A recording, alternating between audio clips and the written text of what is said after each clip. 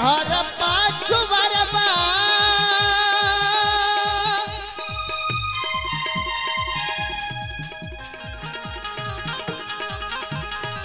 अबला सच्चा तुम्हारा भैया है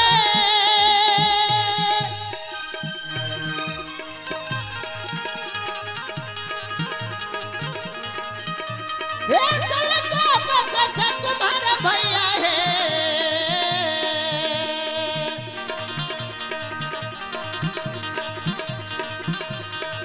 अबला है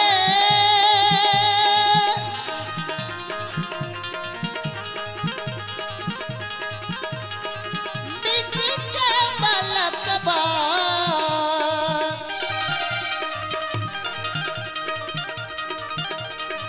लिहोन बना पीछे है कोठिया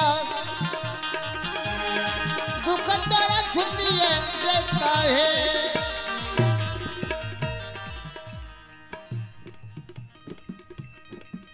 माँ जगत जननी जगदम्बे भवानी के अबला जी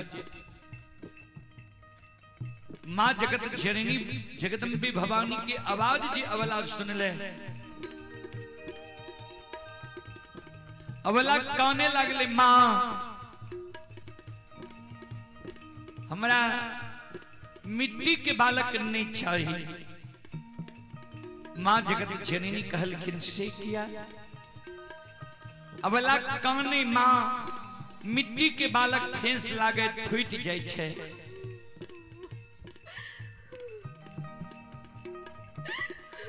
मिट्टी के बालक से दाय माय हमरा उल्हन पराग देनाई नहीं छोड़ते मिट्टी के बालक माँ हमरा नहीं चाहिए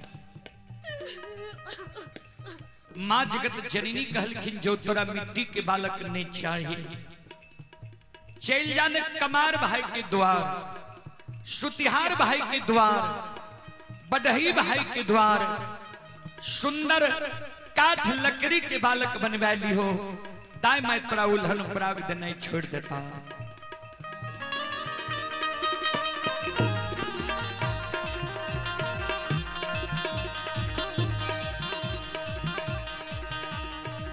माँ जगत जननी जगदम्बे भवानी आदि शक्ति भगवती के शब्द सुन के अबला काने लगले माँ काठ लकड़ी के बालक भी हमरा नहीं चाहिए माँ जगत जननी कहलखिन से क्या अबला काने माँ जगत जननी के कहे माँ सुनो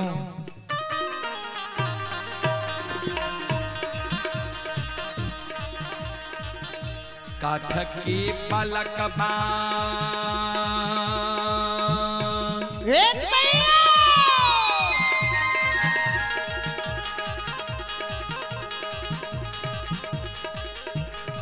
ये माँ हिले छै नहीं डोले छै ये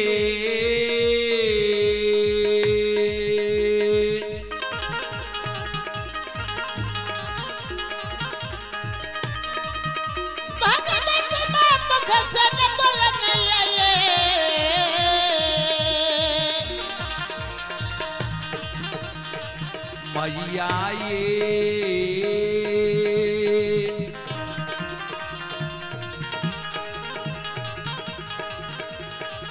नाही पिए पति सो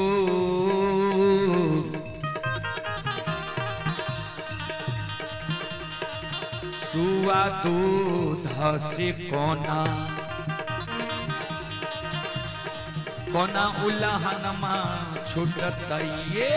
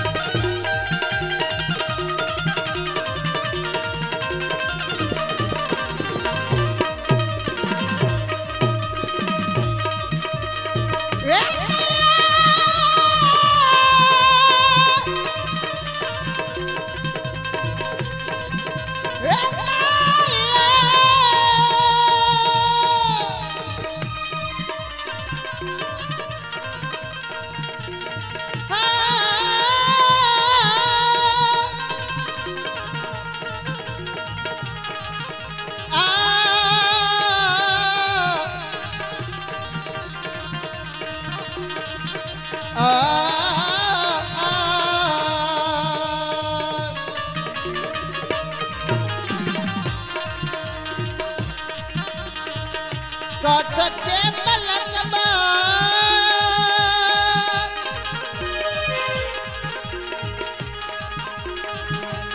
हिल नैया डोल नैया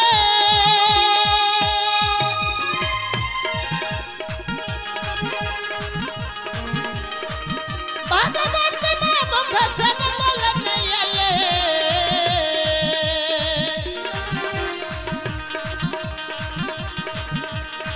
मैया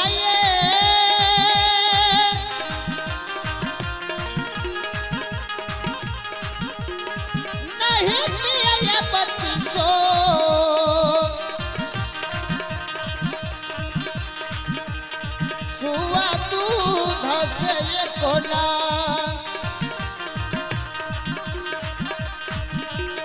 कोना उल्लाहन मां छुटत ये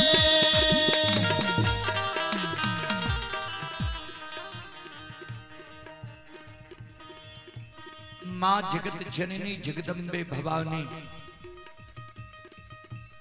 आदि शक्ति भगवती कल के जो तोरा काट के बालक ने चाहिए चल जाने सोनार भाई के द्वार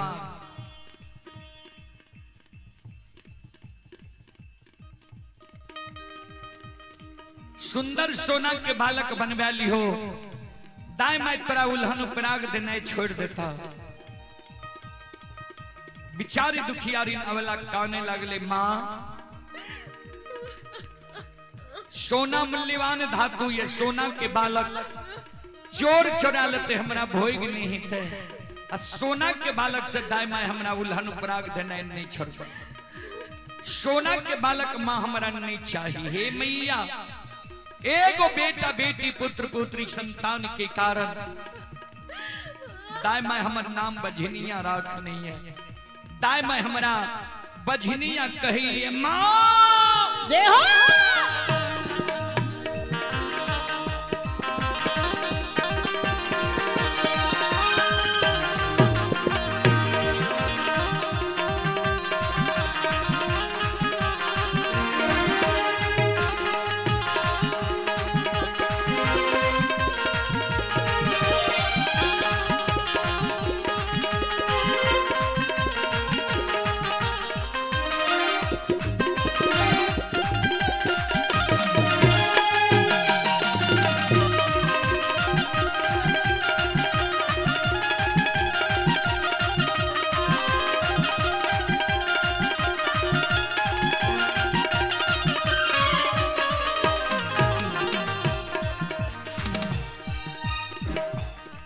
मां जगत जननी कहे बिचारी नहीं तोरा मिट्टी के बालक चाहिए नहीं काठ लकड़ी के बालक चाहिए नहीं सोना के बालक चाहिए तो तू कौन नहीं किया छो भगवान पर सुरता लगावा भगवान के घर में देर छे अंधेर नहीं छे जरूर तोरा कोई से बेटा बेटी पुत्र पुत्री संतान ही था धीरज बांध धीरा जय हो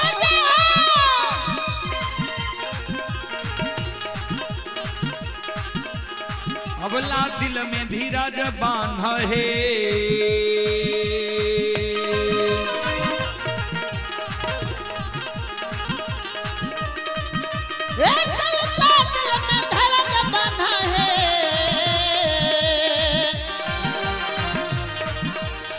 अवला है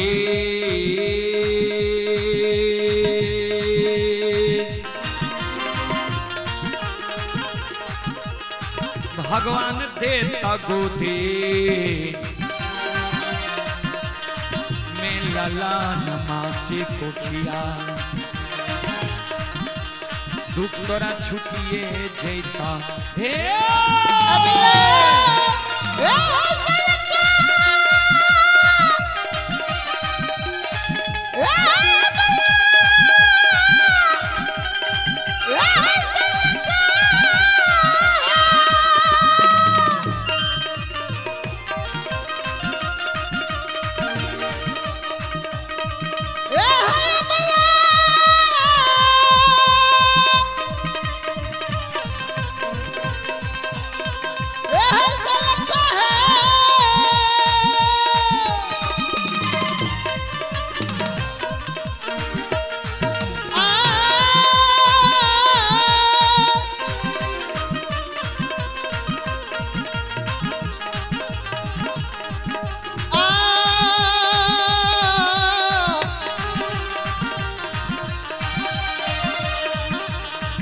ए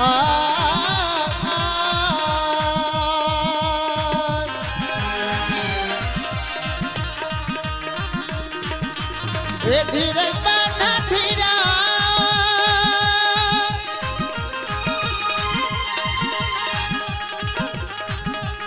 अब दिल में धड़क बांधा है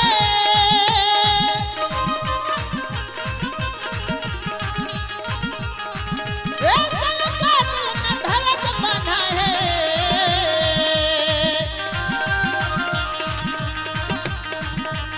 अबला भगवान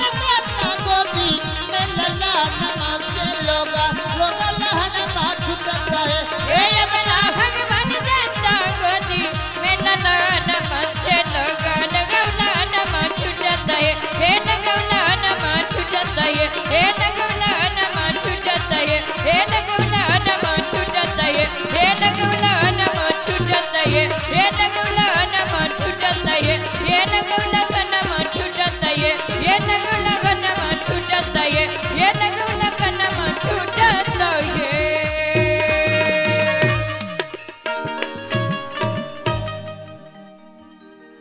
बोलो बोलो माता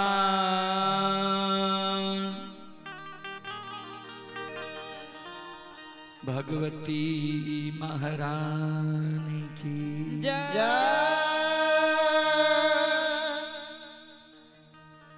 आई पुरस्कार की ओर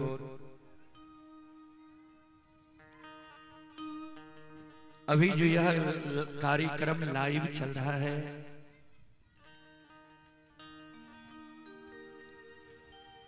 इसी के जरिए पूरा विश्व में यह कार्यक्रम अभी YouTube फेसबुक पर लाइव चल रहा है।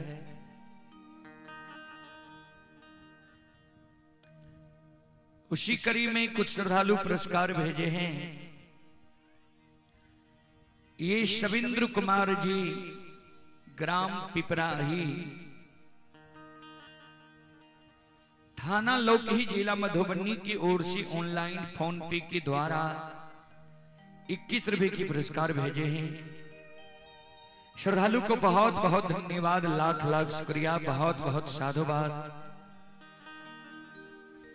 देव प्रकाश यादव जी की ओर से 21 रुपए की पुरस्कार आए हैं।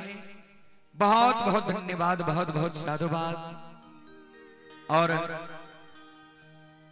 स्वर्गीय उपेंद्र बाबू के बड़े सुपुत्र हैं सुबोध बाबू।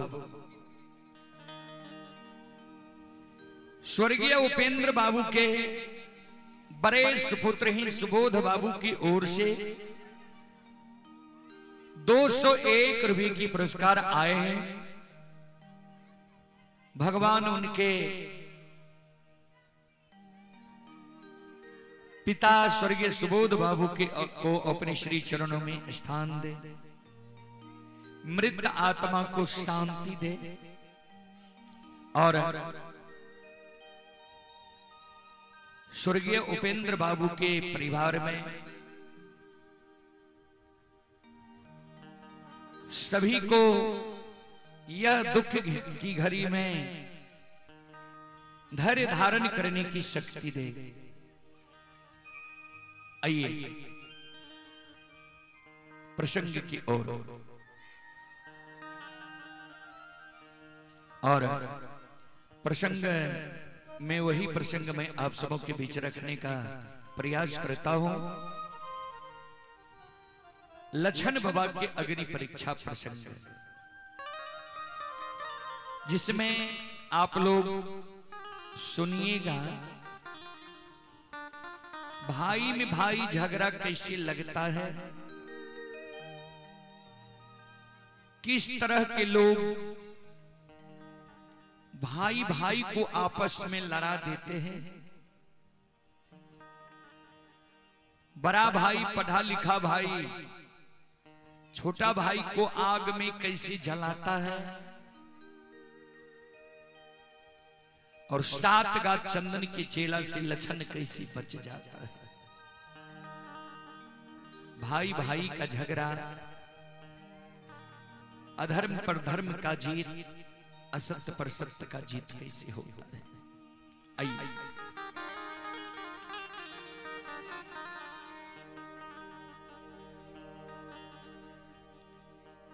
सज्जनों,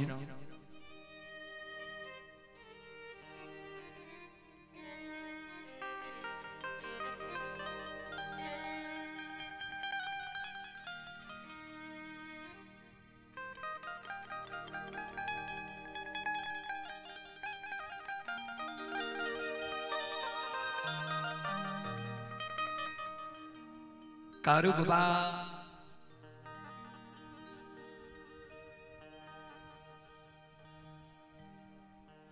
चार भाई रहे, कैसेट में सुनने हुए।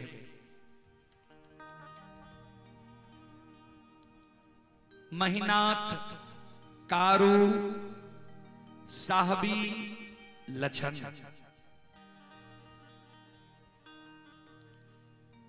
साहबी बच्चे में मर गई, नावल है।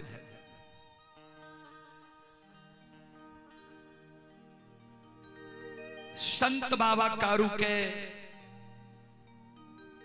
अधेरी जंगल में बगजोर लग गए, लुल्ली बाघी नोछर लगा दिल के।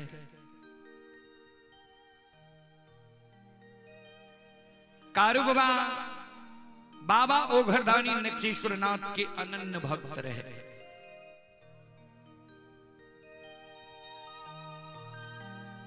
बाबा कारू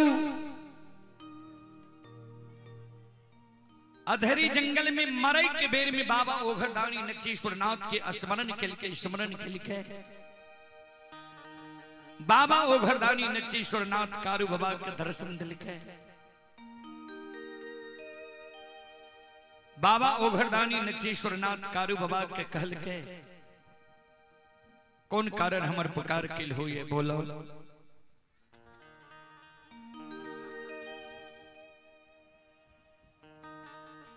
कारू बाबा कहने लगा,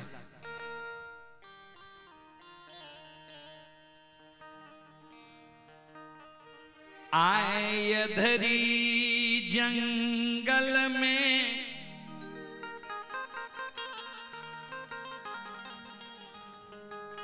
उसर के खेत में मैर रही है।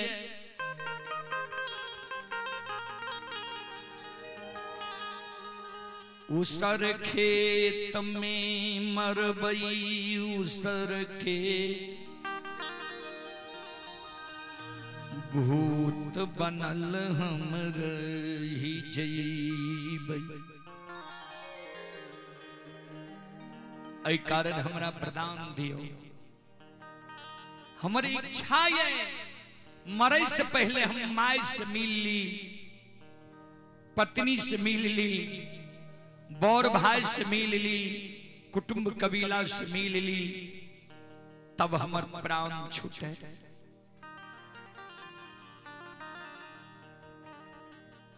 बाबा ओघरदानी नक्षेश्वर नाथ कारू बाबा के वरदान दादल के आशीर्वाद दादल के जाओ तू हमारा स्मरण के हो, तोरा दर्शन दलियत मम दर्शन फल परम अनुपा। तोरा अच्छा अनुभव ही था। 7 दिन तू और जिंदा रहबो, 7 दिन के आयु तोरा हम दै छिया। माय से मिल लेबह, पत्नी से मिल लेबह, बौर भाई से मिल लेबह, कुटुंब कबीला से मिल लेबह। 8वें दिन तोहर प्राण छूटता, लेकिन चल फिर नहीं सकबो।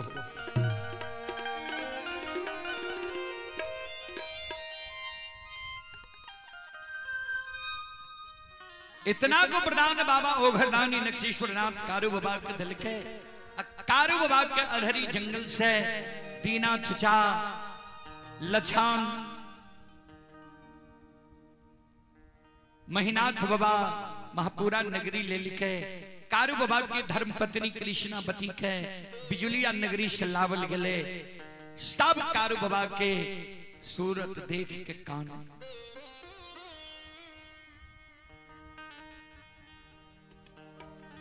आए 7 दिन से कारू बाबा मृत्यु की शैया पर छे।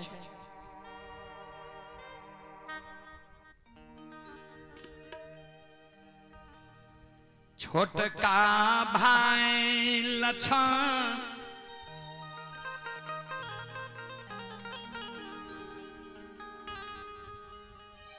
जेकर 12 बरस आयु रही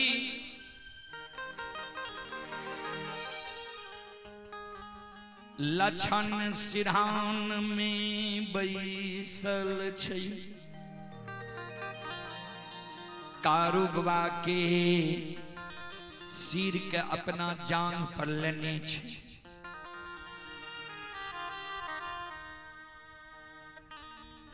बाबूजी कारुबा की सूरत निहर निहर लछन कान आए दादा भाई दुनिया से विदा जी कारुबा के सिर पर 2 बूंद लछन के आंसू गिर गए कारुबा के आंख खुले लछन की ओर देखे जे लछन कौन संत बाबा कारू लछन के कहे सहोदर ने काना हे हो सबके भाई दुनिया में अइलैये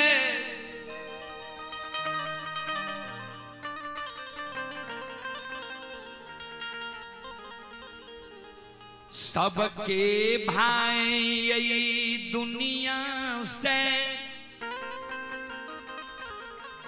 कर्म सुकर्म सधर्म पाप पुण्य का के चल गए ककरो भाई ने आय तक सदा रहले अन्य ककरो भाई सदा रहते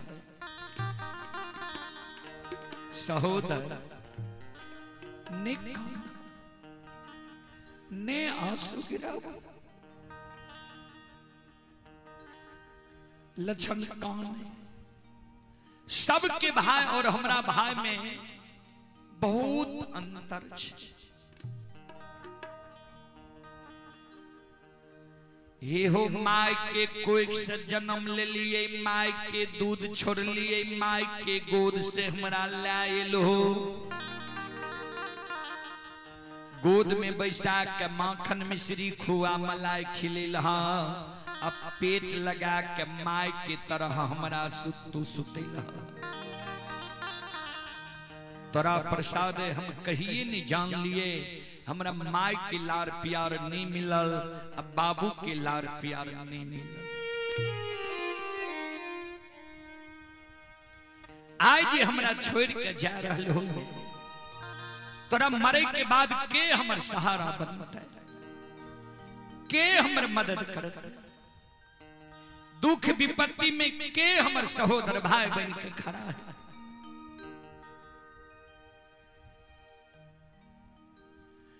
मरे के बेर में संत बाबा कारू लछन के एगो हाथ पकड़ ललके आ एक हाथ से लछन के आंसू के पोछे जो हमरा मरे के बेर में तू कौन नहीं छे दूगो वचन तोरा हम मरे के बेर में दा के जाय छी दोनों वचन के ध्यान से सुन प्रथम वचन हम जब मर जइबई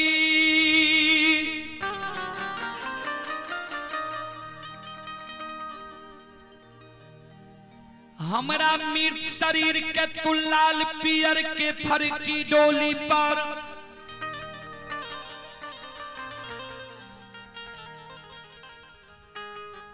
सरहा घाट पर तू ला जई है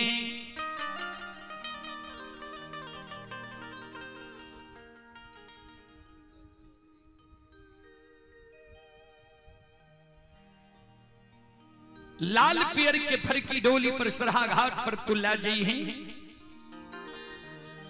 उत्तर दक्षिण की आंची में हमरा सुला दी है समाज के लोग चाहते हैं जे कारू के मुंह में भतीजा आग दिए यानी मेहनाथ पंडित के सुपुत्र मदन लेकिन भतीजा के हाथक आग हम स्वीकार नहीं करबो किया तो भगवान हमारा जान से बेटा बेटी पुत्र पुत्री नहीं दिलक है तरा हम बेटा जैन की पोसली हुई है मुंह में आग लेके कार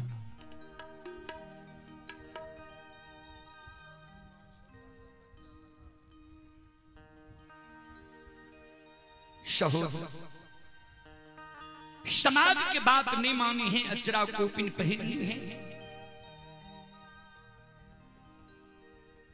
सात बंधन की ऊक हाथ में लाली है जिना घुम घुम के लोग माए बाप के मुंह में आग दे छे वही समा महापुरा नगरी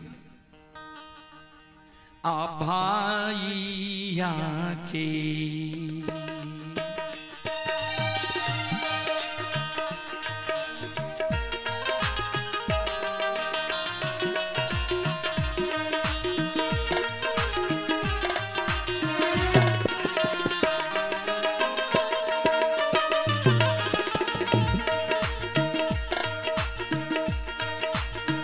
लछन लरी लबा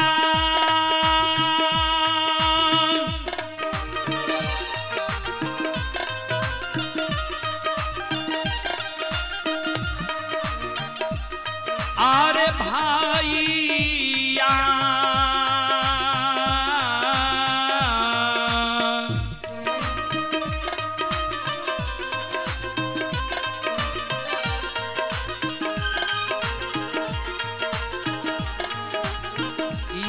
के मुंह में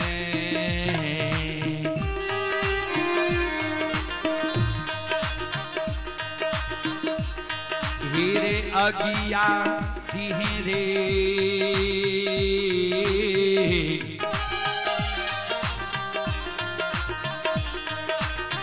लछन बबुआ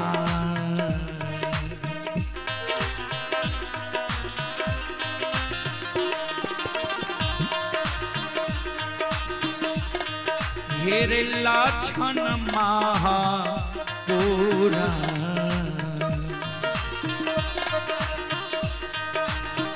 केने केना केना गो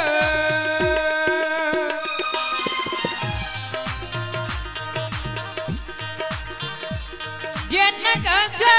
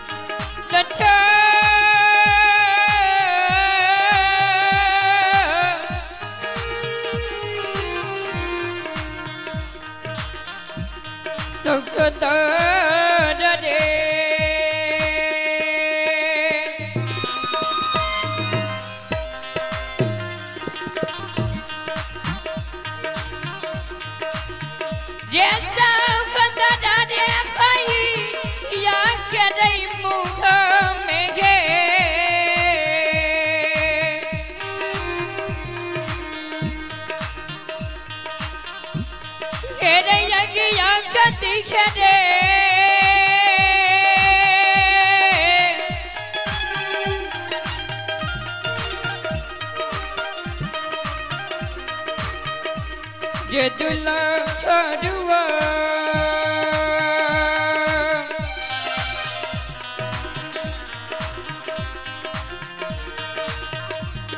केने नचना महापुरा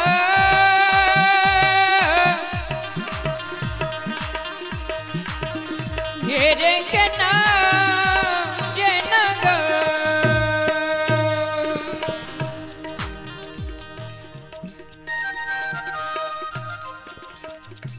आइए अभी जो यह कार्यक्रम लाइव चल रहा है इसी के जरिए आप हैं पिंटू यादव जी की ओर से ऑनलाइन फोन पे के द्वारा 11 रुपए की पुरस्कार आए हैं और ऋषभ कुमार छोटा बच्चा लगार के निवासी हैं ऋषभ कुमार की ओर से श्रद्धा के साथ बड़े उदार दिल से 101 रुपए की पुरस्कार आए हैं और पंकज चौधरी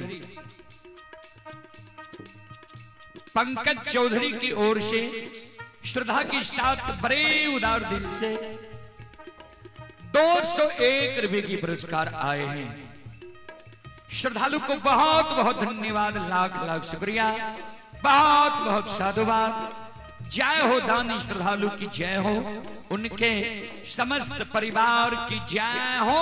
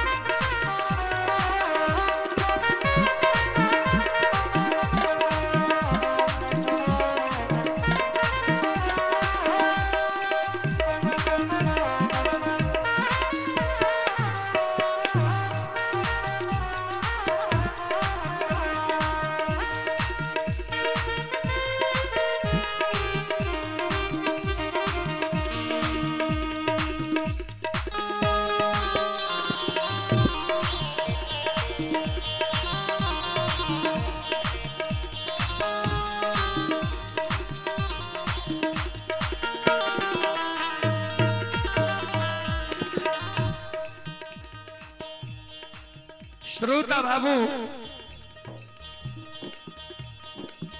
ध्यान दें।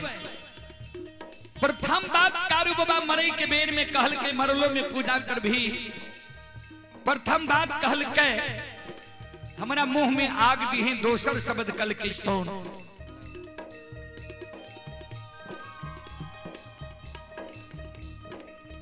सहोदर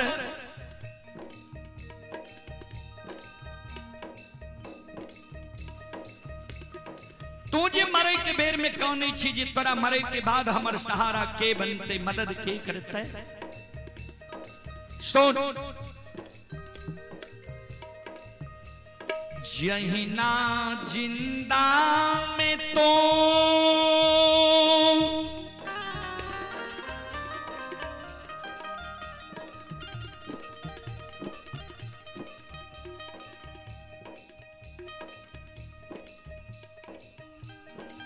हमारा पर भाई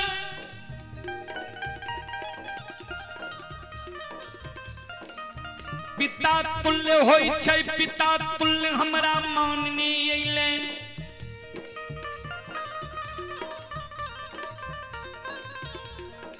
हमहू तोरा छोट भाई अनुज भाई हो, पुत्र के समान होई छै, पुत्र के समान तोरा मानने लियो।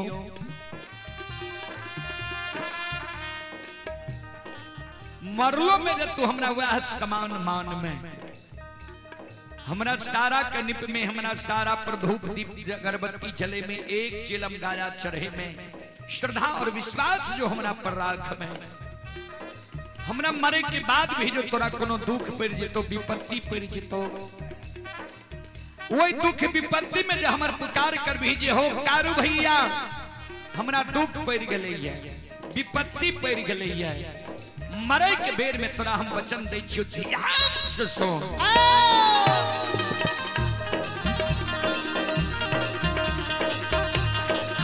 और मरलो में सहोदा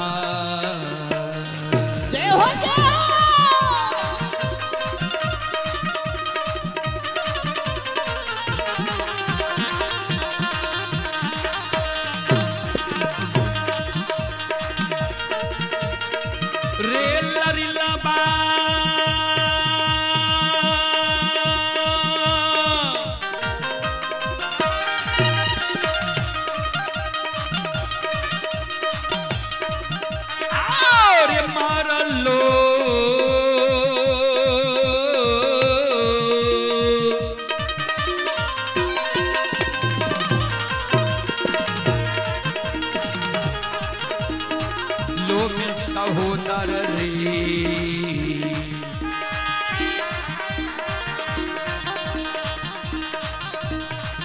हीरे भैया बन के लछन बबुआ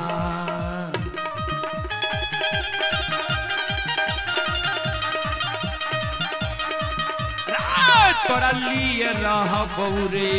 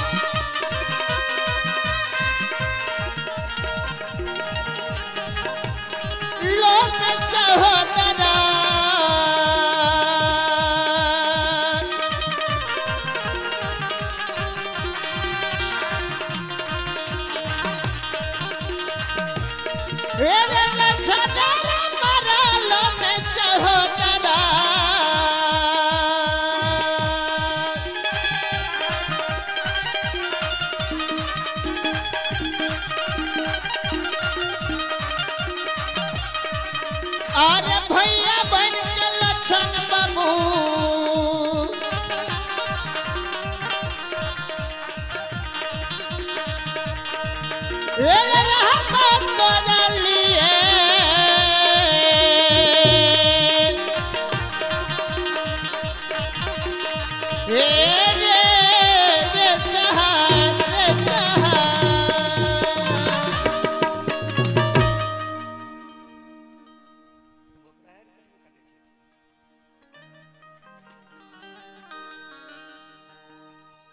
मरलो में तोरा लिए हम सहोदर भाई बन के रहो। इतना को शब्द कहे के संत बाबा कारू के पंचभौतिक शरीर से जीवात्मा निकल गए, तन से प्राण निकल गए।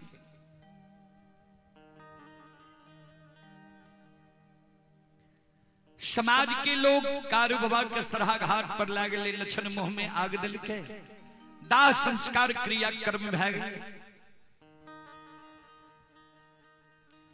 4 दिन कारू बाबा के मरल भले, चौथे दिन से लक्षण कारू बाबा के सारा कनी पे धूप दीप अगरबत्ती जलावे। कारू बाबा कहल के एक चीलम गाजा चढ़ावे, लक्षण जोरा चीलम गाजा चढ़ावे।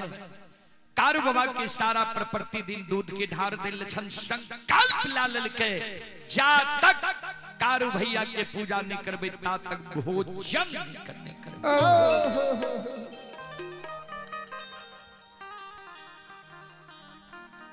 आइए, आप है जवाहर यादव, बंदेहरा के निवासी हैं। जवाहर बाबू की ओर से श्रद्धा के साथ बड़े उदार दिल से 101 रुपए की पुरस्कार आए हैं।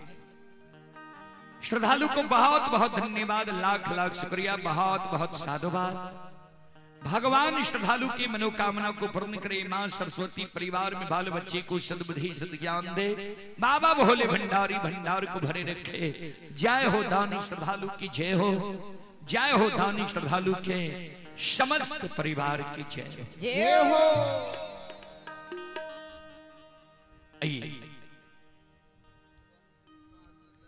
आइए तुरंती साहब की सुपुत्री हैं। श्रद्धालु की ओर से शानदार 27 रुपए की पुरस्कार आए हैं। और ये पत्रिन बाबू की माता जी की ओर से शानदार 12 रुपए की पुरस्कार आए हैं। श्रद्धालु को बहुत बहुत धन्यवाद, लाख लाख शुक्रिया, बहुत बहुत साधुवाद। जय हो दानी श्रद्धालु की जय हो, उनकी समस्त परिवार की जय हो। सज्जन श्रोता बाबू,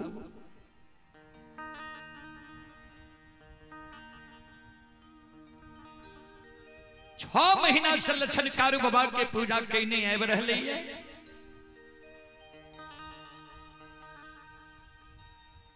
एक तो यादव वंश में कारू बाबा से बौर भाई महीना काशी में पैर के ज्योतिष पंडित विद्वान बनले।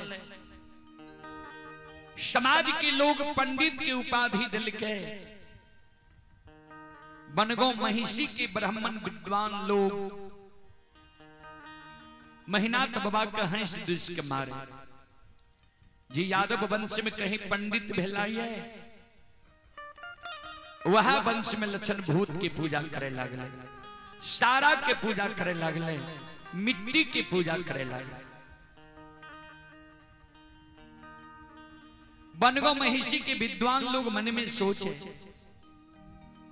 जय वंश में काशी के पढ़ल पंडित ज्योतिष विद्वान आचार्य वे वंश में भूत की पूजा हेता है।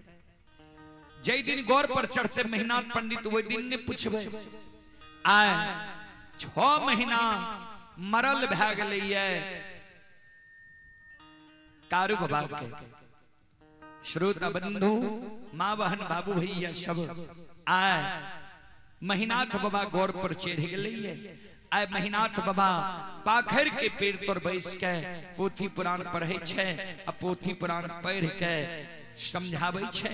आय महिनाथ बाबा के विषय छिए मानव जे मर जाय छे कर्म के अनुसार दोसर योनि में जन्म होय छे।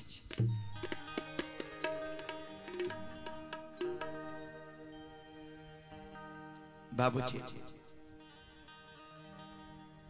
ध्यान दो। महिनाथ बाबा जी ये बात बोलले मानव मर जाय छे कर्म के अनुसार दोसर योनि में जन्म होय छे। आय ओई सभा में 2-4-10 गो ब्राह्मण बाबा बैसल रहे।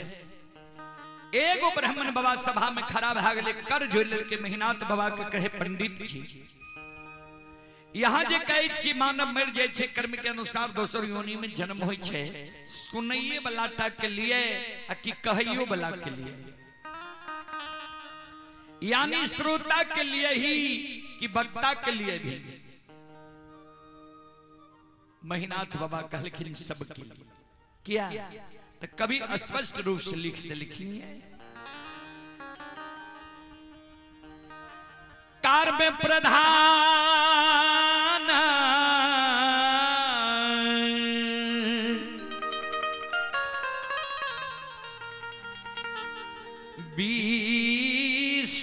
चिराखा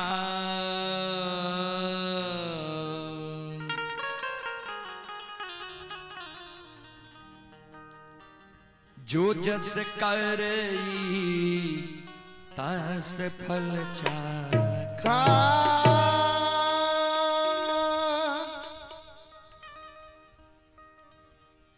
कर्म प्रधान विश्वर चिराखा जो जस करे तस फल चाखा। कर्म प्रधान छे जे जेहन कर्म करे छे कर्म के अनुकूल योनि मिले छे।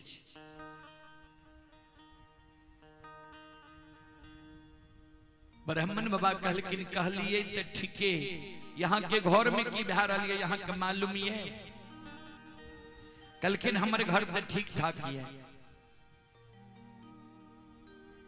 ब्राह्मण बाबा कहलकिन ने आज से 6 महीना पहले यहाँ के भाई कारू मर गए। अच्छा भतीजा यहाँ भाई से आग दिले लिए 4 दिन कारू के मरल भेल। चौथे दिन से यहाँ के छोटका भाई लक्षण कारू के पूजा करिए नाम जपइए जहां बैसे ये कारू की चर्चा करिए। जय वंश में काशी के पढ़ल पंडित ज्योतिष विद्वान आचार्य वो वंश में भूत की पूजा है। श्रोता बाबा ध्यान दो। सज्जन सभा भंग भै गेले। महिनाथ बाबा मन में सोचले के आब लक्षण के समझावे पड़ते। जा तक लक्षण के नहीं समझे पूजा नहीं छोड़ते सभा में हमारा लोग है के मारे आए। महिनाथ बाबा संध्या समय में पहुंच गए लाठा बथान पर। लक्षण के इशारा से बगल में बैसा लेके लक्षण के समझावे लक्षण हे हो सुनै छियै कारू के पूजा करे छो नाम जपै छो। जय वंश में हम काशी के पढ़ल पंडित ज्योतिष विद्वान आचार्य छिया ओई वंश में तोरा हम भूत के पूजा नहीं करे ले देबो।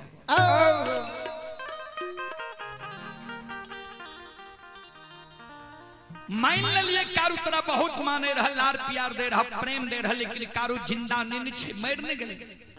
जय वंश में हम काशी के पढ़ल पंडित ज्योतिष विद्वान आचार्य छियाओ वो वंश में तोरा हम भूत के पूजाओ नहीं करे ले देबो से लक्षण हे हो कारू वही के हो पू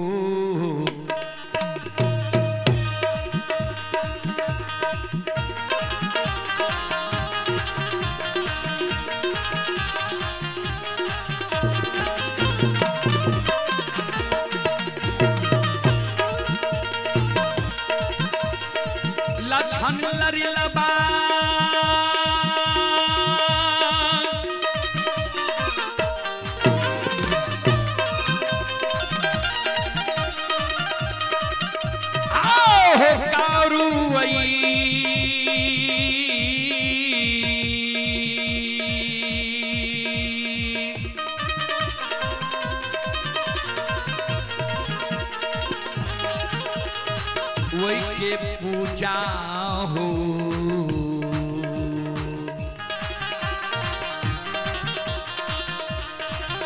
ये हो छोरिए ते हो लक्षण बबुआ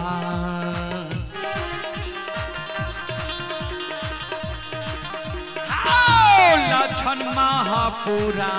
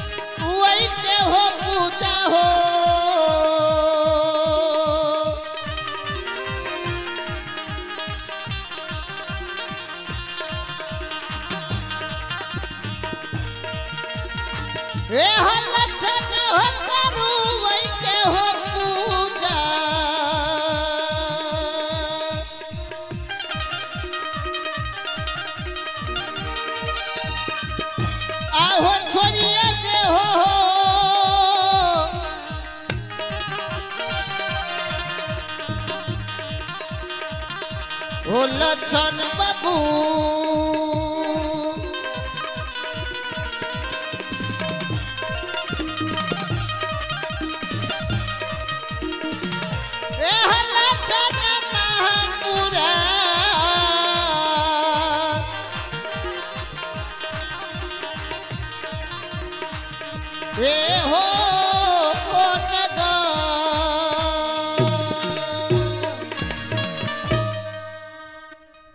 पुरस्कार की ओर आप हैं चुनचुन राय पिता गजेंद्र राय।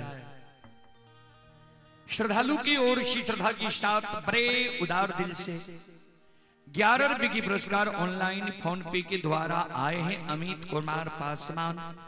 अमित कुमार पासवान जी की ओर से ऑनलाइन फोन पे के द्वारा 21 रुपए की पुरस्कार आए हैं। बहुत बहुत धन्यवाद, बहुत बहुत साधुवाद। आइए स्वर्गीय उपेंद्र बाबू के बड़े बड़े पोता हैं राम प्रवेश बाबू। स्वर्गीय उपेंद्र बाबू के बड़े पोता हैं राम प्रवेश यादव, यानी राम प्रवेश बाबू की ओर से अपने दादाजी के जीवात्मा की शांति के लिए 201 रुपए की पुरस्कार आए हैं। भगवान से मैं कामना करता हूं कि स्वर्गीय उपेंद्र बाबू के जीवात्मा को भगवान अपने श्री चरणों में स्थान दे और स्वर्गीय उपेंद्र बाबू के पूरी परिवार को इस शोक की घड़ी में धैर्य धारण करने की शक्ति दे। जय हो दानी दाता की जय हो, उनकी समस्त परिवार की जय हो। जय हो।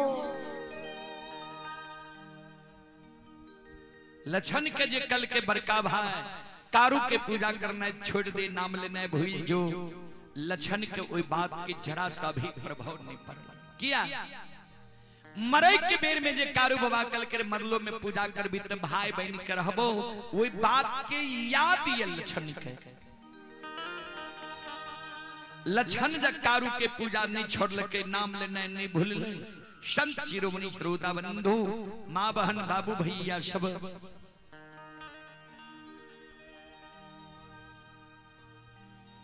महिनाथ बाबा मन में सोच लके, आप जब लछन कारू के पूजा करने नहीं छोड़े छे, नाम लेने नहीं भूले छे।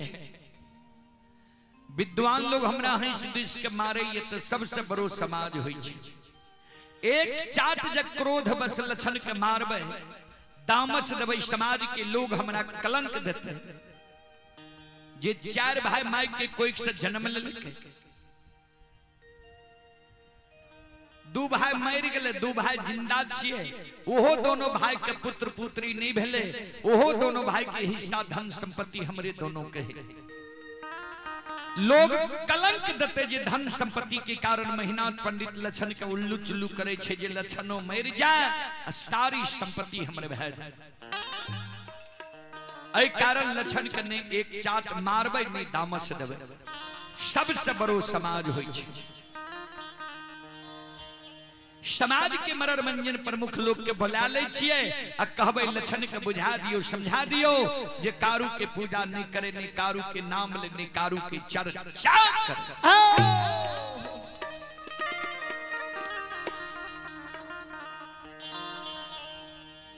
आए महिनाथ बाबा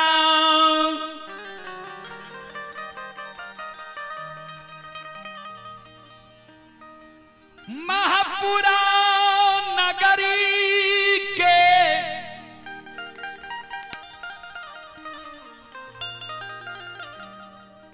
मरर मंजन प्रमुख लोग के बुला के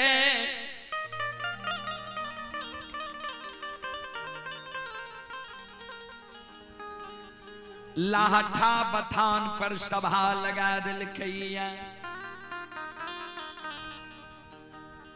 मरर मंजन प्रमुख लोग महिनाथ बाबा के पूछे, पंडित जी कौन कारण समाज के लगे लिए सभा, बोले लिए ये सभा लगे लिए ये।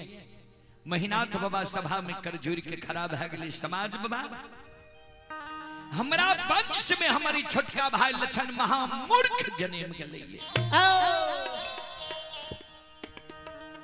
जे कारू मर गए, जे कारू के शराघाट पर जला के धुआं आसमान उड़ा दिलिए, वो कारू के पूजा लछना करे छे, नाम जपे छे। लछना के कहियो कारू के पूजा करना छोड़ देते और नाम लेने भूल जेते।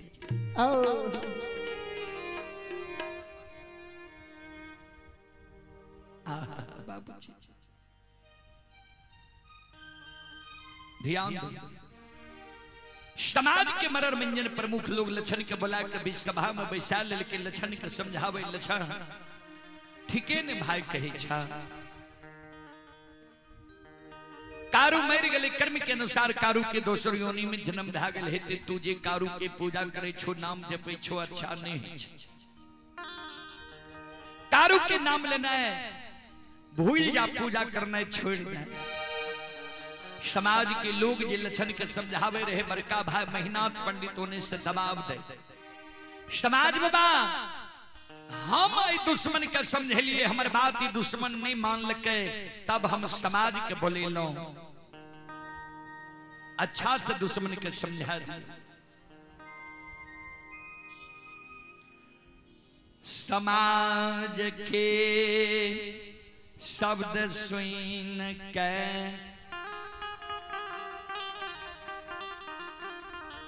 महिनाथ बाबा के व्यवहार देख आए, संत बाबा कारू के 6 महीना मरल भेलिए, आय कारू बाबा के ई बात बर्दाश्त नहीं गली। बाबूजी संत बाबा कारू लछन जे हुए सभा में बैसल रहे, लछन के अंग में समय लछन के द्वारा खड़ा भ गए, हाथ से ताली बजावे लागले, शिवदानी के दोहाई दिए लागले, हारा हारा महादेव।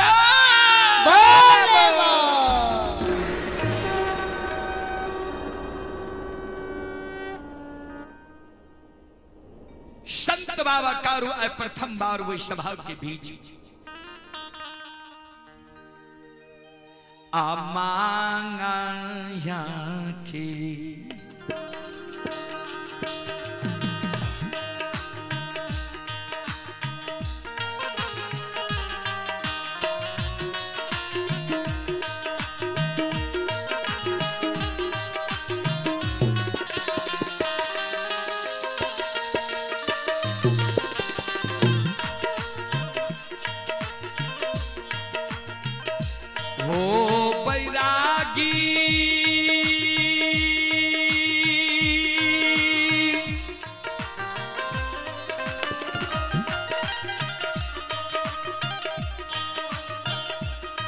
आहो पाया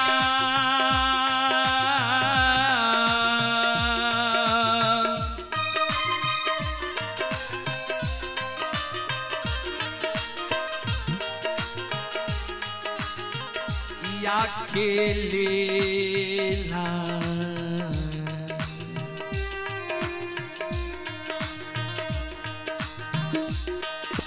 रचई छई हो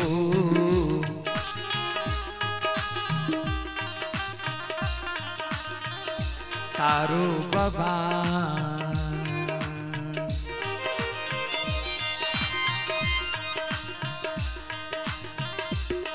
हे हो बाबा सा भाखे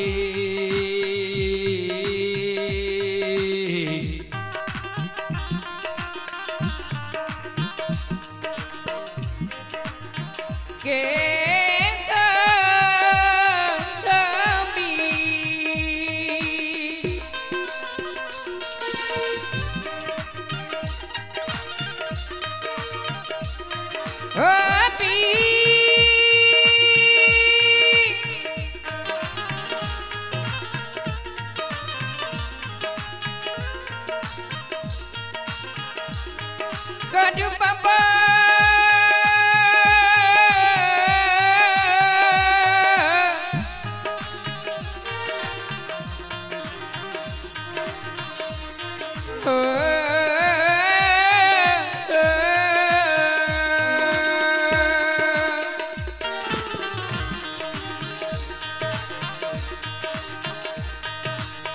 Gadu Baba ma ya ke lila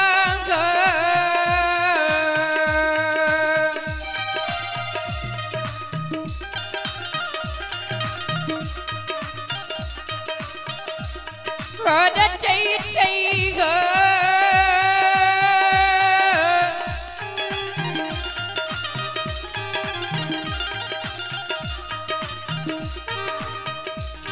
Sant Karu Baba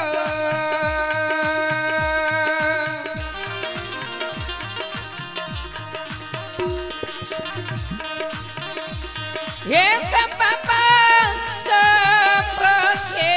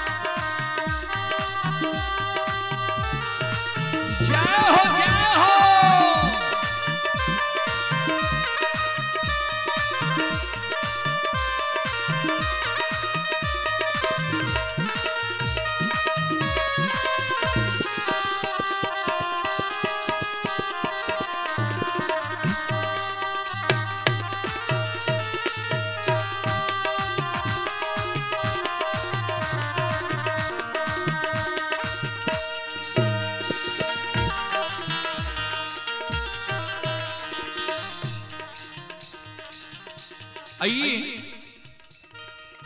पुरस्कार की ओर आप हैं श्रवण बाबू बंदेहरा की ओर से श्रद्धा के साथ बड़े उदार दिल से शानदार 51 रुपए की पुरस्कार आए हैं। श्रद्धालु को बहुत बहुत धन्यवाद, लाख लाख शुक्रिया, बहुत बहुत साधुवाद। आप ही संत शिरोमणि श्रोता बंधु पवन कुमार के ओर से शानदार 11 रुपए की पुरस्कार आए हैं। मुकेश यादव जी की ओर से ऑनलाइन फोन पे के द्वारा 11 रुपए की पुरस्कार आए हैं। श्रद्धालु को बहुत बहुत धन्यवाद, लाख लाख शुक्रिया, बहुत बहुत साधुवाद। जय हो दानी श्रद्धालु की जय हो, उनके समस्त परिवार की जय हो।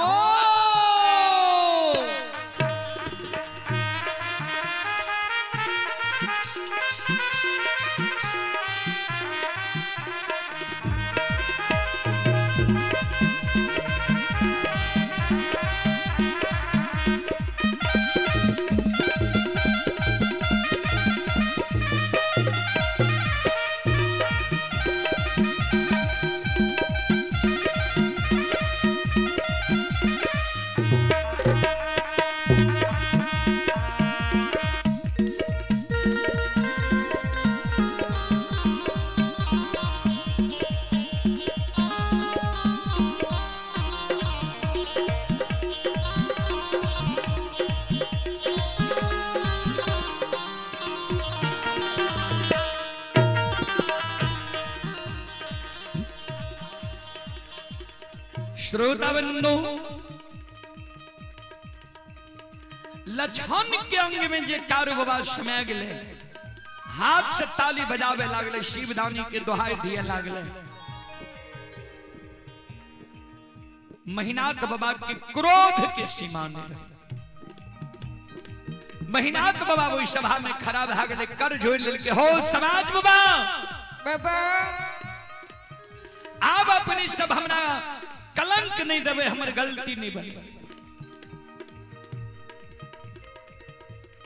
दुश्मन के हम समझेलिए, हमारी बात नहीं मान लगे, समाज के बोले लो दुश्मन के समझावे के लिए, समाज के आज्ञा के भी दुश्मन भंग कह दे। जब 10 के आज्ञा के भंग कह दे के 10 के द्रोही भाग गए, 10 द्रोही बचे न कोई, जो बचे सुबाबर हो।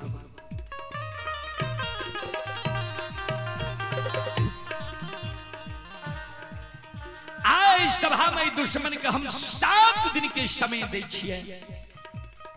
7 दिन के अंदर अगर लक्षणा कारू के पूजा छोड़ दिल के नाम लेने भूल गए, तब तक ये हमारे भाई अगर 7 दिन के अंदर लक्षणा कारू के पूजा नहीं छोड़ते, नाम लेने नहीं भूलते, तो 8वें दिन दुश्मन के लिए हम जल्लाद बन के खड़ा है।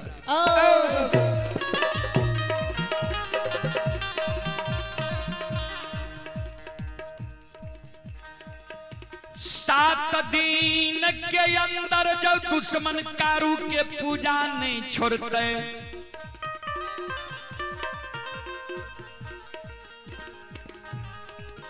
8वें दिन 7 गो गा चंदन पोखर के महार पर कारू के हाथ के लगाल छे। 7 गा चंदन के कटवा देवे, छेला चिरवा देवे, अघनुआ लार के ढेरी के तरह सरहा घाट पर चंदन के छेला के ढेर लगवा देवे।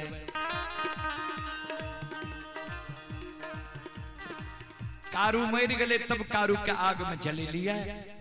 ये दुश्मन जो कारू के पूजा करना है नहीं छोड़ते, 7 गा चंदन के छेला पर दुश्मन के बैसा देवे, हम अपना हाथ से वही में आग लगा देवे। कारू मर गए तब कारू के आग में जले लिए। ये दुश्मन जो कारू के पूजा करना नहीं छोड़ते, नाम लेना नहीं भूलते। हो समाज बाबा आओ ये जीन दे दुश्मन मां के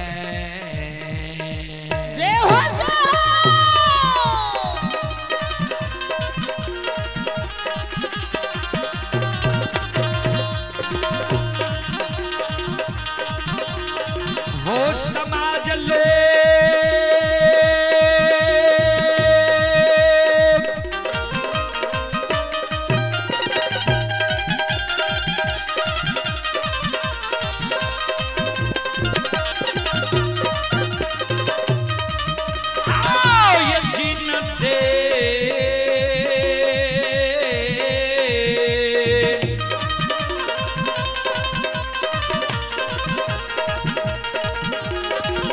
दुश्मन माखे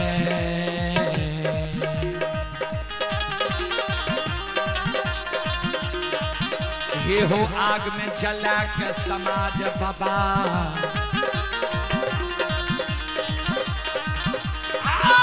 देवै का गाना हो ये हो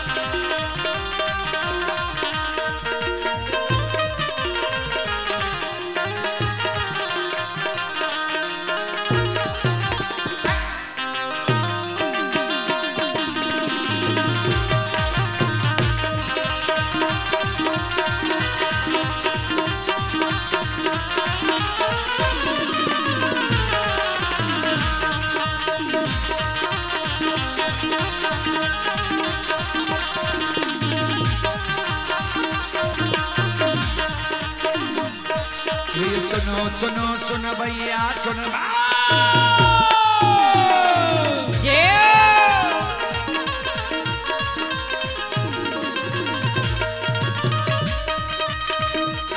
ये जो सुनो सुनो सुन भैया सुन भाई यो गवैया बज भैया सुन भाई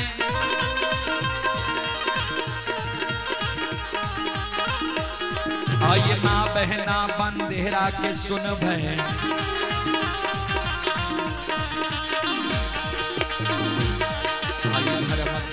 ध्यान से सुनबे हे मालिक की लीला का सुनबे बरबर लीला को शायर चल गए माया लगल कहरा सर चल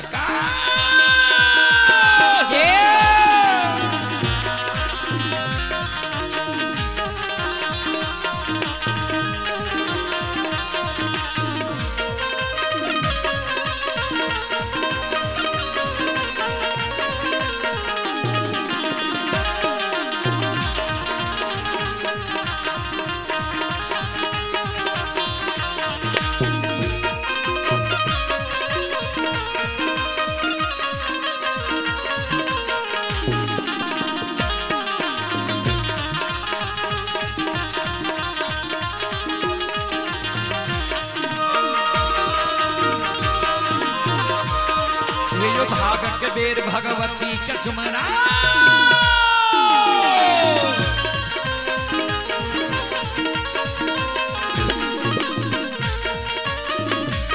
हे जो भागत बेर भगवती के सुमरो सदा भवानी जगदम्बा के सुमेरो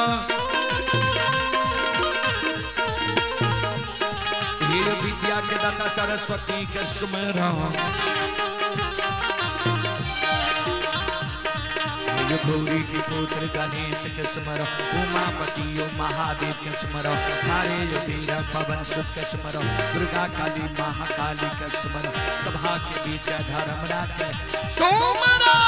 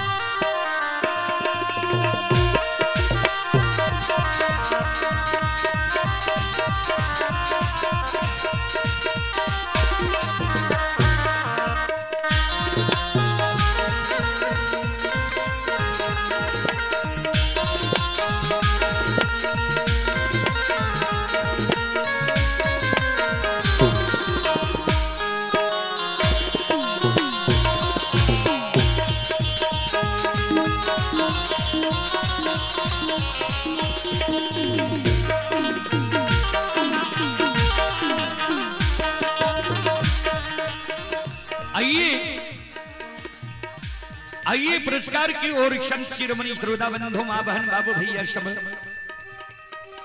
आप हैं बलवीर यादव जोरावरपुर प्रसाद के निवासी हैं।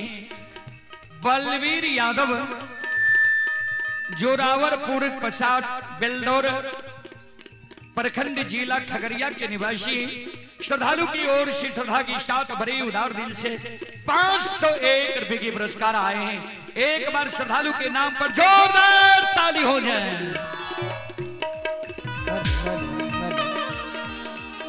और आप हैं रणवीर कुमार मंत्री जहानाबाद पुलिस एसोसिएशन शालीग्रामी बेगूसराय निवासी।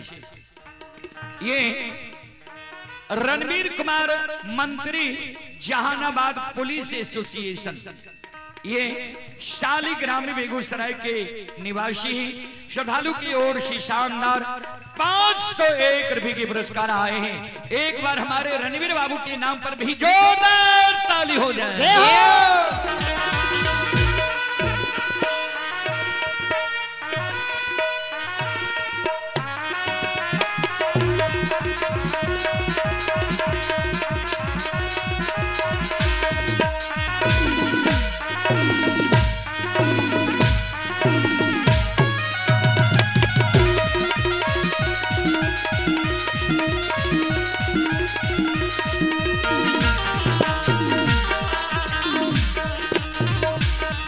हो भला बाबा भंडार कभरिए दी हो हे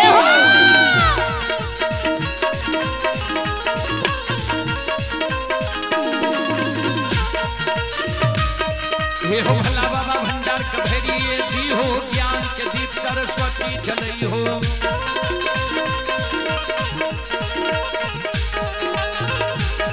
आये तक्षण भूलता मंशन छोड़ता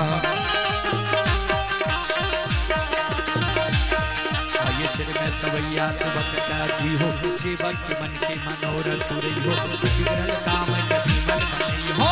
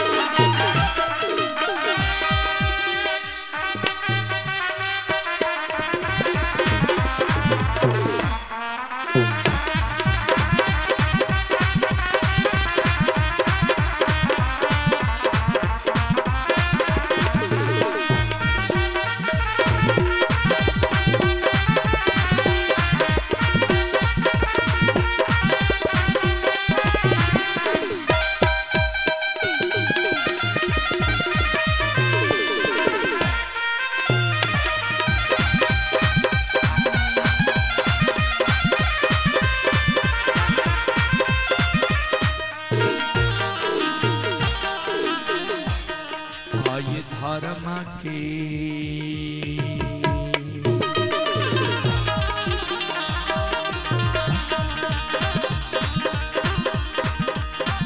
ये यो बाबा धर्म के लीला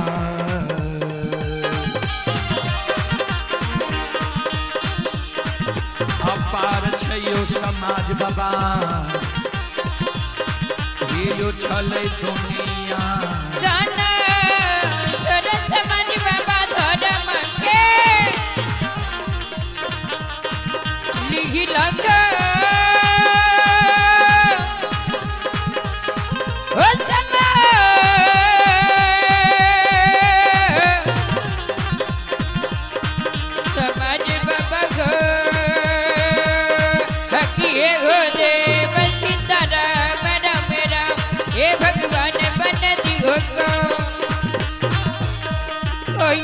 धर्म के लीला ये जो समाज बाबा धर्म के महिमा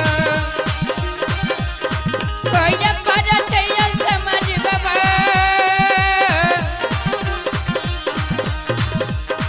ये जो नहीं दुनिया यो सनया सनसा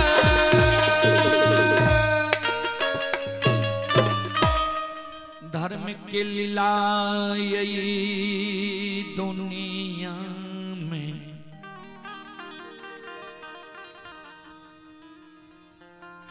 अगमय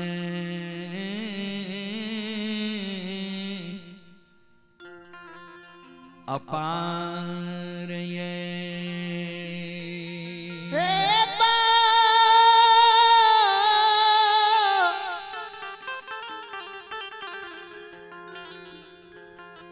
बाबू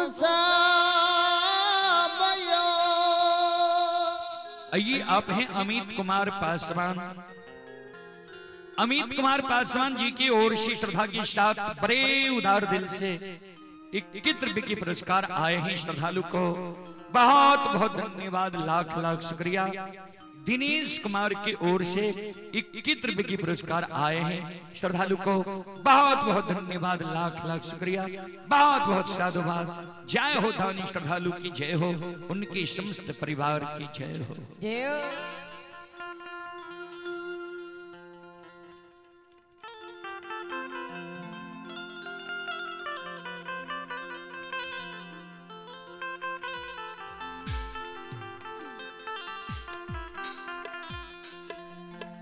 सभा में महिनाथ बाबा स्पष्ट रूप से कह दिल के 7 दिन के अंदर लक्षणा कारू के पूजा छोड़ते तब ते हमर भाई, अगर 7 दिन के अंदर लक्षणा कारू के पूजा नहीं छोड़ लके 8वें दिन 7 का चंदन की चेला में दुश्मन के जला के झरका के मैं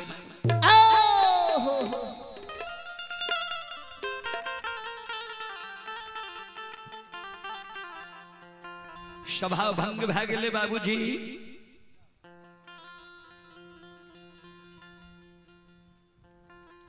सभा भंग भए गेले, उहो बात के प्रभाव लक्षण पर नहीं पड़ले जे कारू भैया के पूजा जे नहीं छोड़बे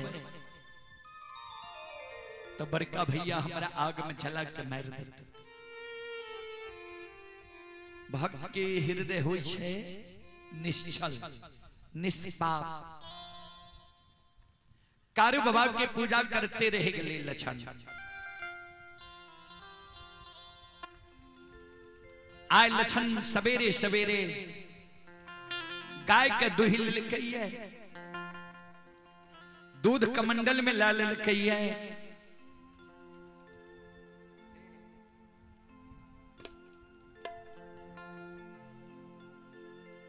स्नान क्या लिलकैया, फूलडाली में फूल धूप दीप अगरबत्ती कमंडल में दूध ला लिलकैया।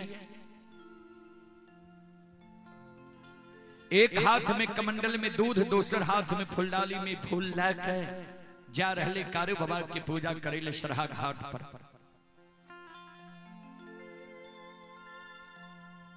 महिनाथ बाबा 8वें दिन मन में सोचे लक्षणा कारू के पूजा छोड़ लके कि नहीं छोड़ लके, एक बार देखल जाए। लछन के लिए मेहनत बाबा आ जाके जे रास्ता से लछन जाए रहे कारू बाबा के पूजा करे हुए रास्ता पर जाके छिप के बैस गए।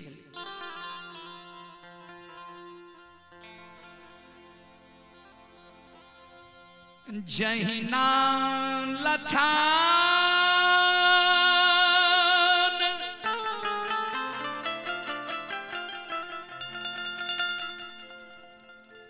महीना था बाबा के नजदीक पहुंचलैया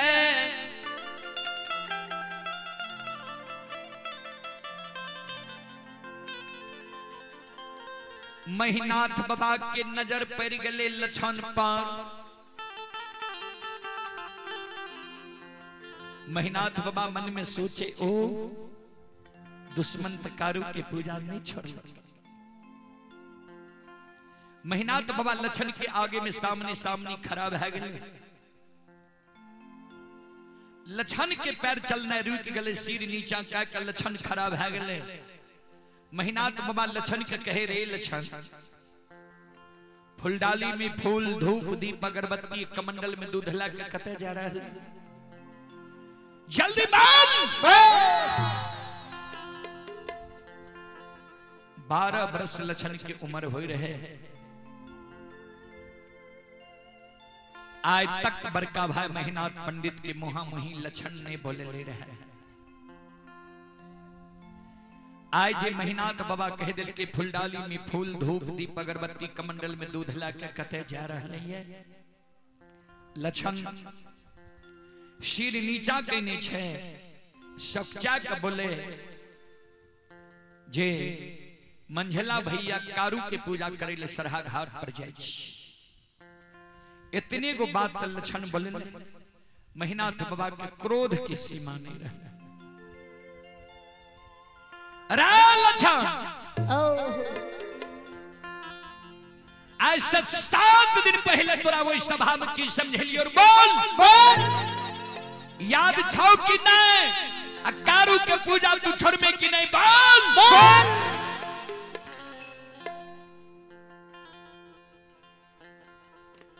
महीनाथ बाबा के क्रोध देख के लछन के शरीर थर थर थर थर कांपने लगा। फुलडाली के धरती पर राख दिल कमंडल के दूध के धरती पर राख दिल के दोनों कर जोड़ के बड़का भाई महीनाथ पंडित के चरण में प्रणाम। ए ओ बड़का भाई तू माय के कोई से बर भाई के जन्म ले लहाये हम माय के कोई से छोट भाई के जन्म ले लिए। बर भाई पिता तुल्य होय छे छोट भाई अनुज भाई पुत्र के समान होय छे। तू हमर बर भाई पिता तुल्य छो हमरा तू जे कहबो तोहर सब बात हम मान लेबो। हमरा जा का बाजे लछन ए महापुरा नगरी में तू भोजन करना छोड़ दे तोहर बात मान लबा। महापुरा नगरी में हम भोजन करना छोड़ सके छी। हमरा जा का बाजे लछन ए महापुरा नगरी में तू जाल पीना छोड़ दे तोहर बात मान लबा। महापुरा नगरी में जल पीना हम छोड़ सके छी।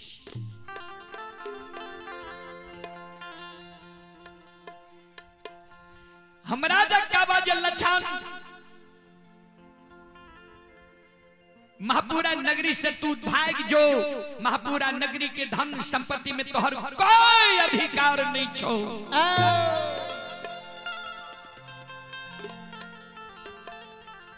धन संपत्ति के अधिकार त्याग के महापुरा नगरी से हम जान बचा के भाग सके छी। सब बात भैया हम तोहर मान लेबा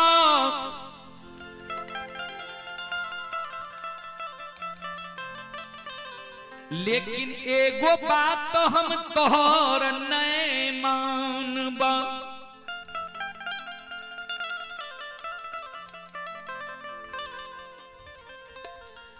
तू जी हमरा कहे छो कारू के पूजा करने छोड़ दे नाम लेने भूल जो जे कारू भैया हमरा गोद में बैठा के माखन मिश्री कुआ मलाई खिले के पेट लगा के माय के तरह सुते लिखे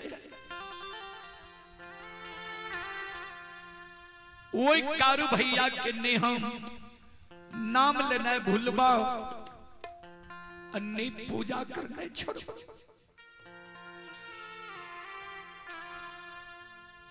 हमारा कहे छोड़ कारू के पूजा नहीं छोड़बी तो तोरा आग में झलक के मार देबो कारू के नाम लेना नहीं भूलबी तो तोरा जिंदा आग में झरका के मार देबो आग में जला के हमरा तू मार देबो आग में जल के हम मर जेबो लेकिन जा तक हमारा तन में प्राण रहता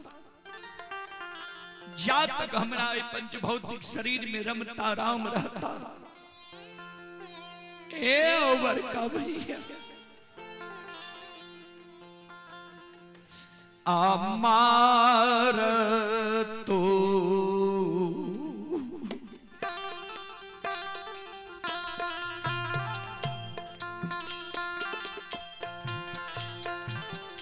बड़का भैया मार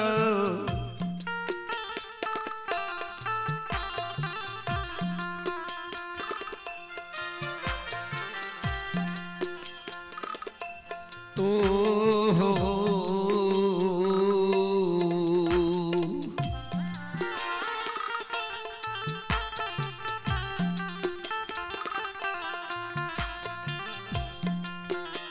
आहुता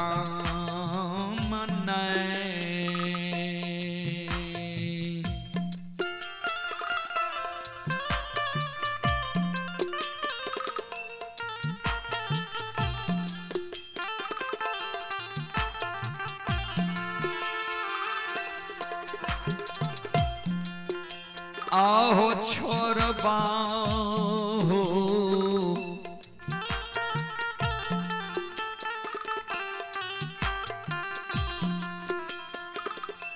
बड़का भैया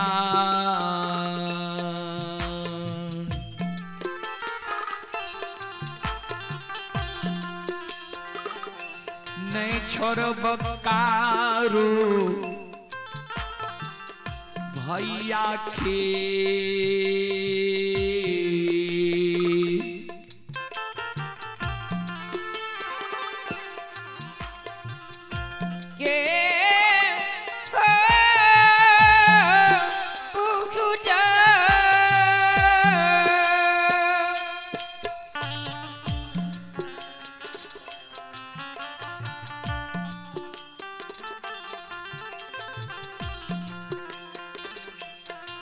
भैया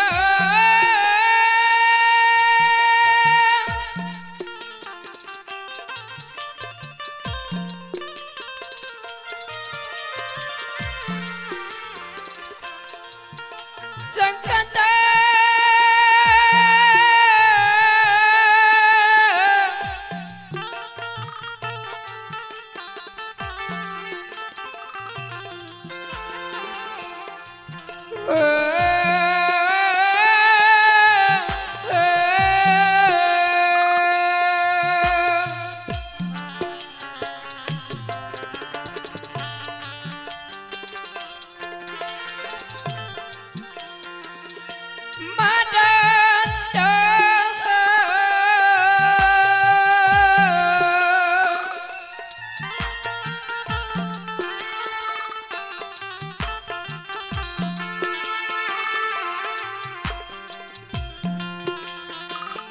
भैया का संकट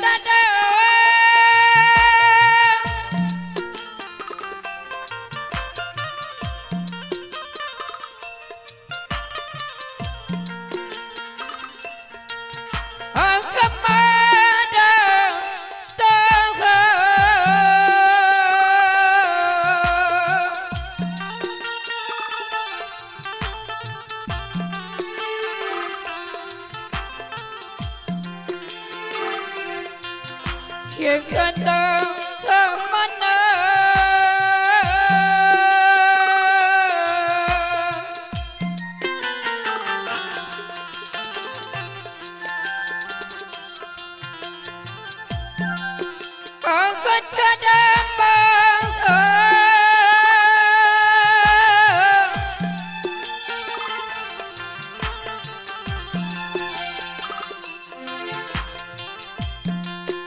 महीना था भैया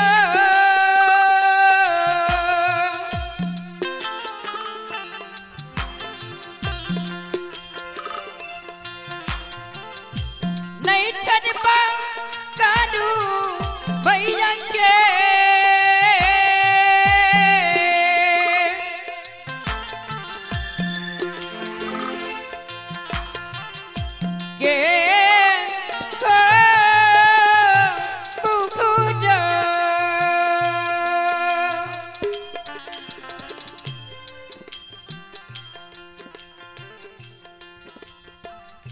मरतो दाम सहोदर भाग कारू के ने नाम लेने भूलवा अन्य पूजा करने छोड़वा इतने को बात का लक्षण बोलने महिनाथ बाबा के क्रोध के सीमा नहीं रहा क्रोध के मारे महिनाथ बाबा लक्षण के काल का पकड़ लेके ऊपर ला जाए छे धरती पे छोड़ दे छे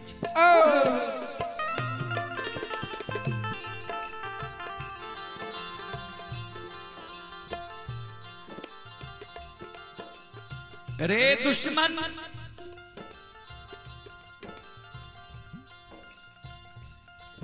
इस समाज में कोई समाज की हिम्मत नहीं हुई छे जे महिनाथ पंडित के मुहा मही जवाब करिए या महिनाथ पंडित के आज्ञा के भंग करिए तो हमरे वंश में जने में कह हमरा मुहा मुही कह दली जे सब बात मान लब एगो बात नहीं मानब कारू भैया के पूजा नहीं छोड़ब जा तू कारू के पूजा नहीं छोड़बे तू मरे के लिए तैयार भाजो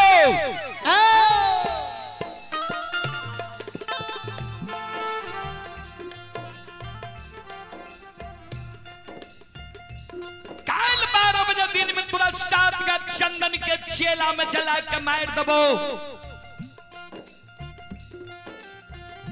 जे कारू जे सहयोगी के तोरा पुकार करने हो पुकार खाली है देखबो के तोरा काल 7 गज चंदन के चेला से बचावे लावे छ श्रोता बंधु भाई सन ही तने दुनिया में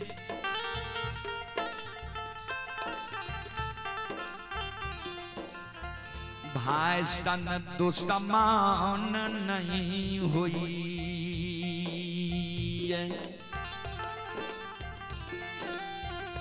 भाई सन हित नहीं भाई सन दुश्मन एक भाई अपन सहोदर सागा भाई के प्राण के रक्षा के कारण अपन सिर के कटवाली छे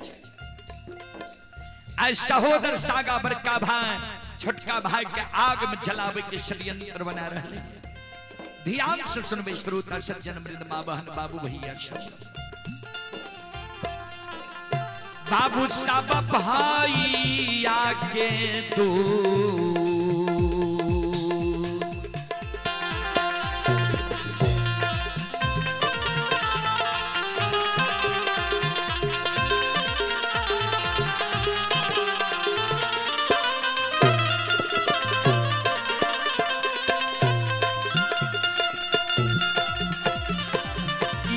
सुन भैया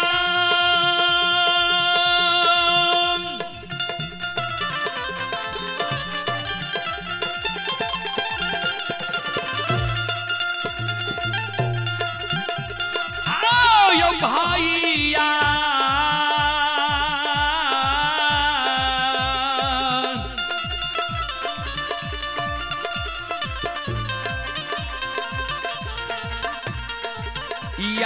के दोस्ता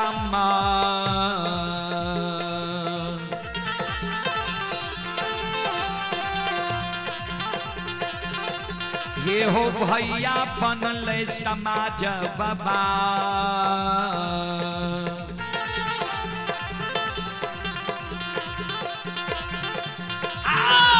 बनल महापुरा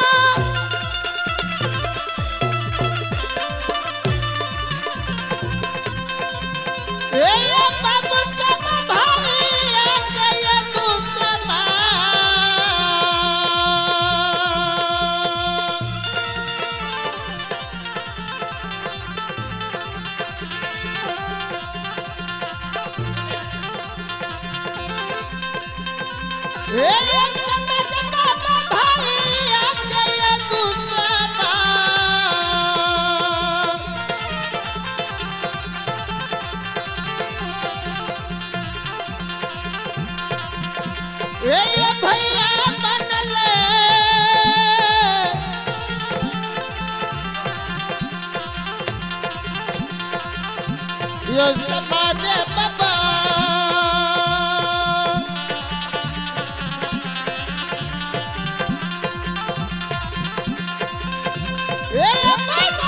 महापुरा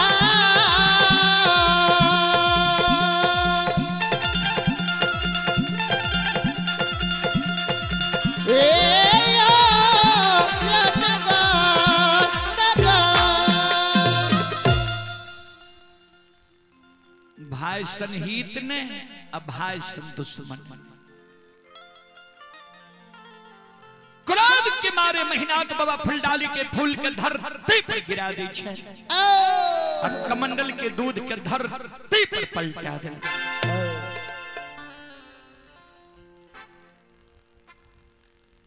कही दल के कल 12 बजे दिन में तोरा 7 का चंदन के चेला में जला के मार दबो जे कारू जे सहयोगी के तोरा पुकार करना है पुकार काली है देखबो के तोरा कल 12 बजे दिन में 7 का चंदन की चेला से बचा बाल आबै छ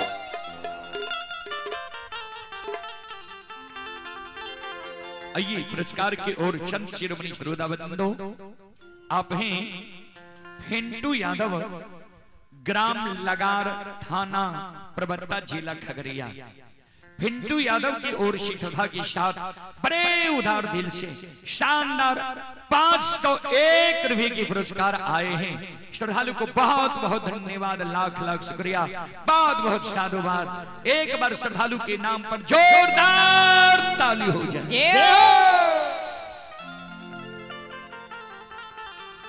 और आप हैं स्वर्गीय उपेंद्र प्रसाद यादव जी के पोता अवधेश कुमार यादव स्वर्गीय उपेंद्र प्रसाद यादव जी के पोता हैं अवधेश कुमार यादव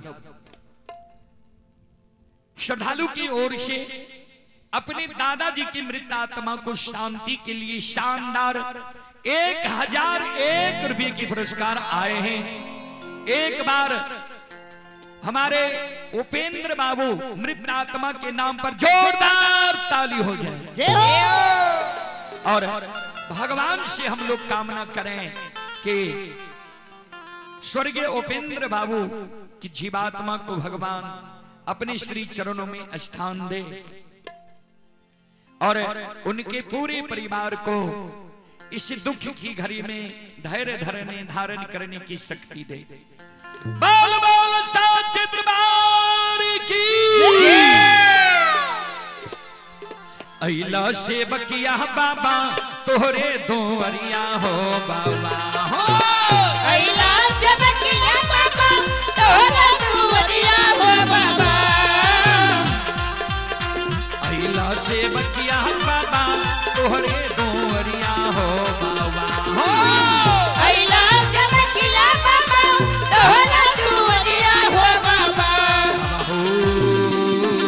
सेवक के मन के मनोरथ पूरी हो बाबा बाबा हो सेवक के मन के मनोरथ पुरैया हो बाबा बाबा हो के बकी के भाग्य तहु जगैया हो बाबा तोहरे दुआरिया में अइला पुजरिया हो तोहरे दुआरिया में अइला पुजरिया हो एक बेरा फेरी दी हो सेवक पर नजरिया हो एक बेरा फेरी दी हो सेवक पर नजरिया हो फेरो से ऐसा सेवक तोहरे दुआरिया हो बाबा हो फेरो से ऐसा सेवक तोहरे दुआरिया हो बाबा फेरो से ऐसा सेवक तोहरे दुआरिया हो बाबा हो फेरो से ऐसा सेवक तोहरे दुआरिया हो बाबा बाबा हो सेवक के बिगड़ी काम बनी हो बाबा बाबा हो ये बच्ची के बिगड़ी काम बनैया हो बाबा बच्चे भागा कहू जगैया हो बाबा कि बाबा हो ये बच्ची के मन के मनोरथ पुरैया हो बाबा बाबा हो ये बच्ची के भाग्य तहु जगैया हो बाबा बोल बोल सच्चे दरबार की आहा सज्जन बड़े क्रोध के मारे महीनात बाबा वही जगह से भागल भागल चल जाए छे महापुरा डीही पर यहाँ कर बैठो बगल में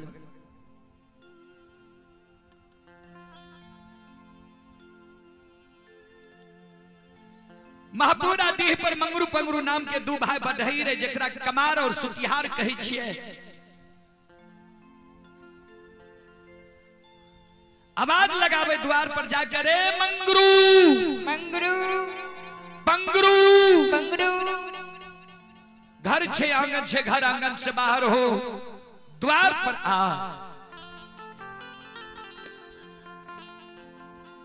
दोनों भाई मंगरू पंगरू घर आंगन से बाहर होय छे द्वार पर आवे छे महीनात बाबा के चरण में प्रणाम करे छे अब महीनात बाबा के कहे बाबा अपने के जे कोनो जरूरी रहे यहाँ अपना द्वार पर हमरा बोलबालत ये यहाँ अपने से हमरा द्वार पर किया एलिए कौन एहन जरूरी छे यहाँ अपने से हमरा द्वार पर एलिए ये महीनात बाबा कल के हाँ अति आवश्यक जरूरी है हमरा सोन सात गाछ चंदन जे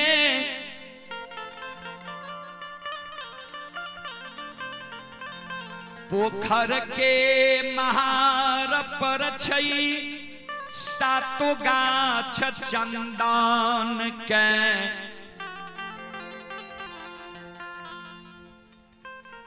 काट के चेला चीर के कल 12 बजे दिन तक में सरहा घाट पर अघनुआ लार के ढेरी के तरह ढेर लगा